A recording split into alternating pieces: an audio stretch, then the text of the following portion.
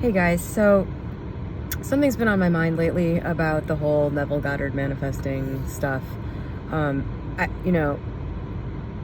see a lot of people, the vast majority of people that are in the community are not successful. They're still trying to get the thing that they want. So it's not a balanced view.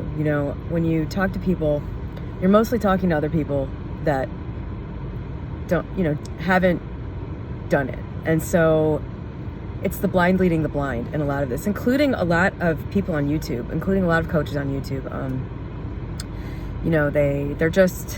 It's basically just a YouTube channel with a person that also hasn't done it, telling you what their interpretation is of whatever they've read or whatever this stuff means. And there's a big thing that I think is also pervasive in this community, which is that in order for it to have been a Neville Goddard manifestation, for it to have been a manifestation at all, there has to have been some sort of magic trick element to it. Like it is something improbable, or it is something, I think often it is things that happen this way are improbable, but it has to involve like a magic type of element.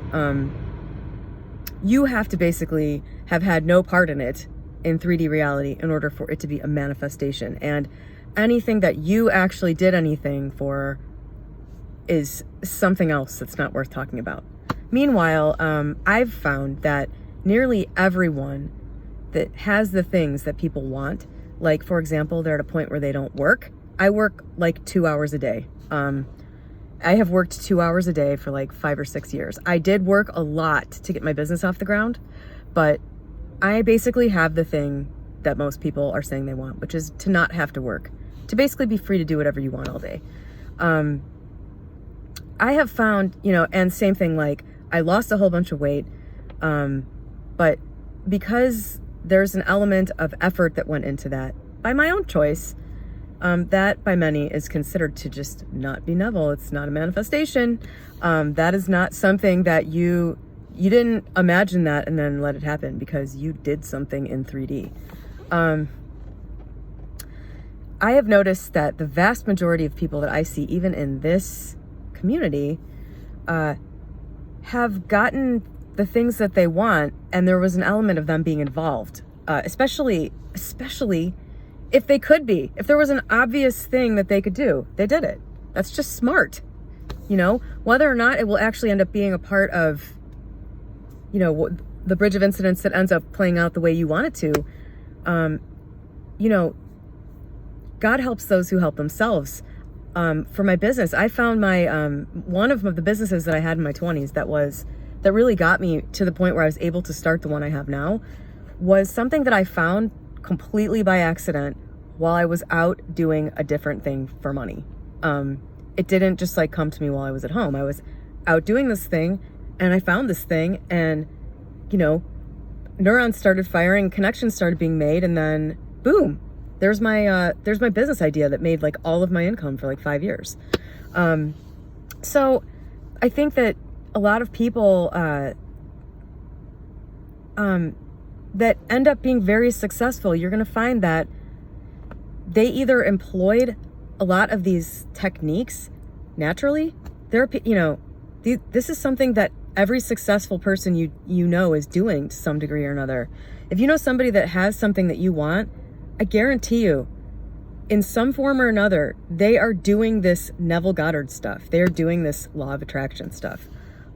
Just not consciously necessarily or deliberately, or they're doing it deliberately, but they're calling it something else. And so the point of this video is that there's something that I think a lot of the people that talk about this stuff and talk about how easy it is, and I think that this is just a lot of wishful thinking on the part of many people. Some things are very easy. Like for example, I did nothing for Matt to show up in my I did stuff. I was on Reddit. That's how we met. I was doing something in 3D and he just found me, and then events fell into place so that eventually we became interested in each other. So I didn't do anything for that though. Like I didn't go put myself on a dating site because I'm like, well, but that was because I hated dating sites. if you're trying to manifest a person, if you're trying to manifest a partner, and you like dating sites, go for it. Like, to purposely not put yourself on a dating site because you think that the Neville way is just for somebody to like fall out of a tree in front of your car. That to me is just, I don't know. Honestly, it just seems dumb to me. Because there are obvious ways to do things. And if you don't feel like a repulsion to doing those things, do them. Because a lot of the times that's going to be the way you find something. A lot of times that's going to be the way something happens. Through a conventional route. I mean, look around you. It's how most of the world is operating. They're getting things through conventional routes. I think people often turn to Neville when they have something that they really want but can't get. Like they're trying the conventional way and they can't get it. That's when that really becomes useful. But the idea that you don't have to do anything in 3D ever and shouldn't, even if there's an obvious thing you can do that you don't mind doing or that you want to do, that's just crazy. That's just crazy. And for a lot of things, I think, the key to everything is persisting in the state of having what you want, whatever that means to you. There's a lot of different language choices that are made around that, I've noticed, and it's really kind of personal to a person. For me, like, persisting in the state of having the thing I want doesn't mean that I pretend I have it now. It means that I'm in the mentality of having it now. So like when I was in the period of time before I met Matt, but after I already knew that I would eventually, I wasn't pretending like I was already in that relationship. In fact, I had other relationships going on, but I just knew in my mind, it just was there. Like, this isn't something I have to worry about. It's taken care of right now. It's done right now. Like, the date is set right now for when that's going to happen. So it's done. It's already happening, because if the date is set, the wheels are in motion, everything that you need that needs to happen, the bridge of incidents, is already happening right now. When you decide and you hit that point, it's already happening somewhere. It's being set up. So the persisting in the state is the thing that I think trips a lot of people up, because persisting in the state, depending on what the state is, can look different.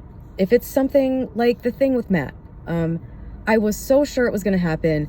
I was so sure I didn't want to do any of the conventional stuff to meet him, that I didn't have to exercise a lot of self-discipline. And part of the reason I didn't, and I mean like mentally, I didn't have to exercise a lot of mental control for that, because whenever something would come up, which wasn't very often, I would just remind myself that it was done, and that took care of it for me. But that issue had been resolved greatly in my mind at that point. I didn't feel like I needed that relationship moving forward. I didn't feel like I needed it for any kind of sense of personal completion. It became something that I just, and by the way, once I knew that, that's when I really knew it was going to happen, because it shrank in my mind in terms of, its unavailability in a way. Like it wasn't this like, legend I was chasing. It was just a thing like anything else. So of course it was going to happen. Like, it's not that hard to get things. It's not that hard to like do stuff in 3D. But like for other stuff, when I went from being obese to very thin, that was different, because I did want to do certain things in 3D. I did, pigging out all the time didn't appeal to me. Like, the idea of becoming a thin person that just like ate like shit constantly, that just didn't appeal to me for whatever reason. And I've always been an active person. I've always been athletic. So of course, knowing that you can exercise to improve your body, obviously I was going to do that. When the ultimate objective was to be like a thin, fit person. So obviously I was going to take those conventional actions. Even though you would not believe how many people are just like, you did it wrong. That's not a manifestation. You just needed to think about it and become it. And then, blah, blah, blah. You weren't supposed to diet.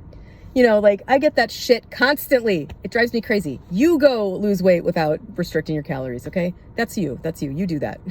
Maybe losing weight, maybe you're like 300 pounds and you want to be 110, and losing weight, you don't actually have an issue with food or anything you have to deal with there. You can just imagine it and nothing will have to happen in the 3D. I don't know. You're welcome to try that. I don't think that is how most people end up accomplishing that.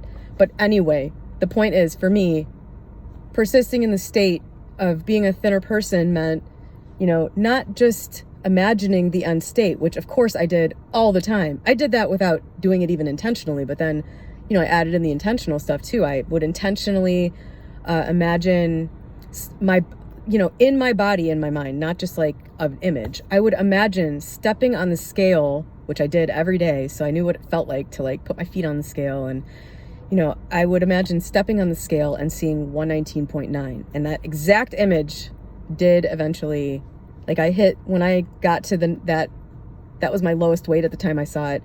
When I got to that weight, I saw that number. I didn't like go to 119.5. I saw the exact image on the scale that I had imagined. But what that looked like in persisting in the state was not just continuing to imagine it. I had to become that person. And for me, that meant persisting in ignoring the 3D, which didn't just mean ignoring, what my body looked like in the mirror or whatever. It meant ignoring my 3D thoughts, because your body and your mind, the chatterbox that's going on all day, that's having conversations all day, that's a part of the 3D.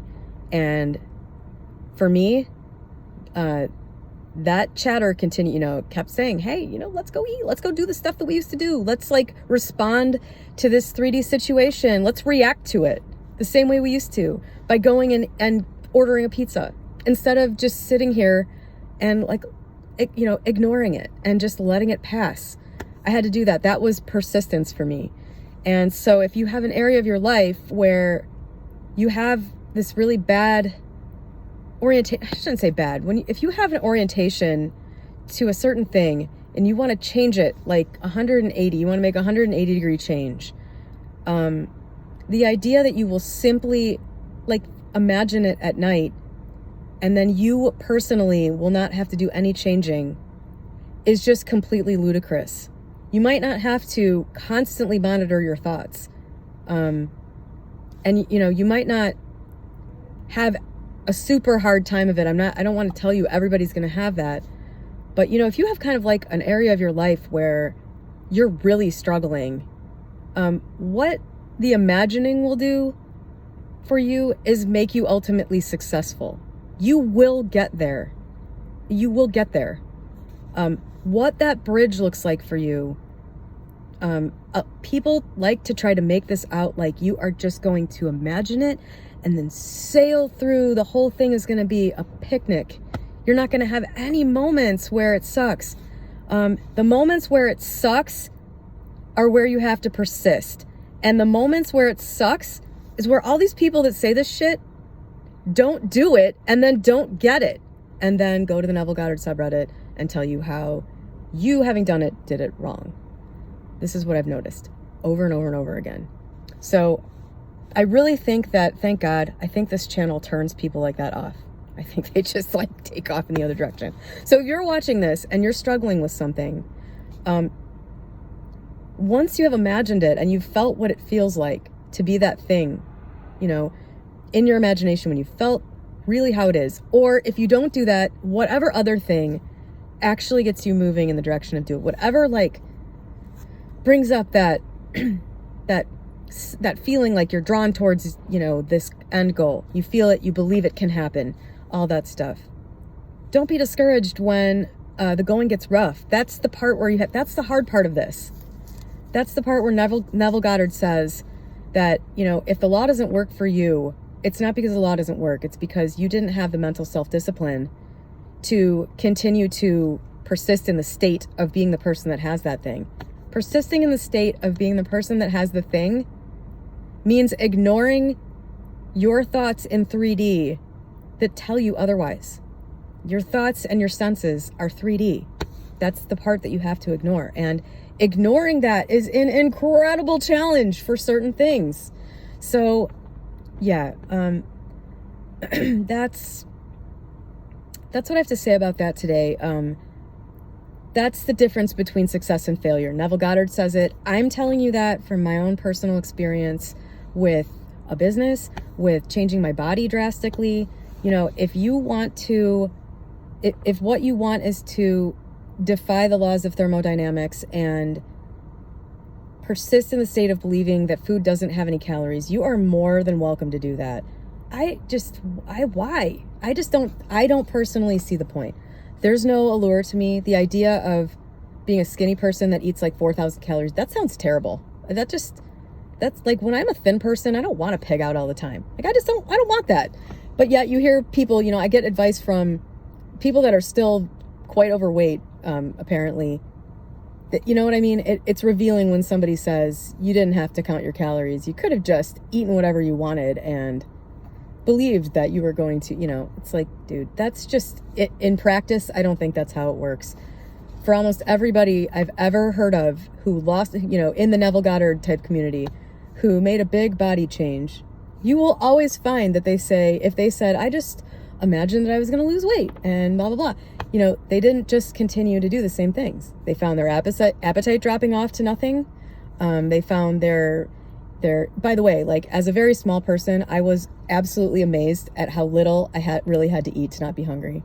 It was like 1,000 calories. Like, there were times when I was like, you know, I don't know if 1,000 calories is enough. I'm not hungry, but I'm just going to eat something anyway because I don't think I ate enough food today. That was me at my natural low weight, not like, you know, dreaming about pizza. I did dream about Tootsie Rolls sometimes, but I usually, I was looking at, I logged all my food in my Fitness Pal while I was losing all the weight. And, when I first met Matt, he was like, God, you eat a lot of sugar. And I was like, really? I do? Because I like always have like a party pack size of Hershey's Kisses in my freezer. And he was like, yeah, you really like sugar. And I was like, I don't really see myself as somebody who likes sugar. And I went back through all my Fitness Pal logs, and like 400 of my 1,200 calories or whatever my diet thing was every day was like Tootsie Rolls, Rice Krispie treats. Like, I really like candy. And I didn't have to stop eating it to lose weight either. But I was very disciplined towards the end, especially about like getting in all the right amounts of like protein and stuff like that, and the right kind of protein and all that. Still found room for the Tootsie Rolls. Anyway, I hope that this helped somebody. Have a good day.